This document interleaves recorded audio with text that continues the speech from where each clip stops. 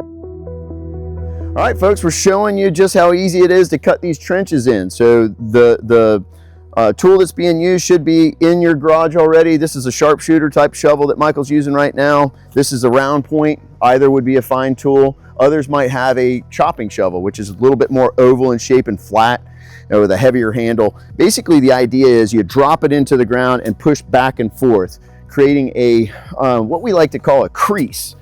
Basically, just getting it 3 to 5 inches into the dirt, not just under the grass or under the mulch, but we want to get it into the dirt. That way we don't have any issues with edgers or weed eaters or whatever hitting our wires down the road. This is a direct burial wire, so just make sure we get that crease deep enough to get the wire in the ground.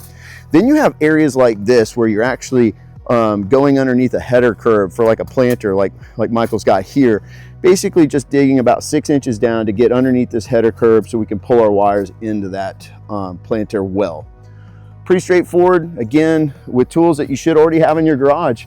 Not a ton of labor, just a little bit of elbow grease and you're there.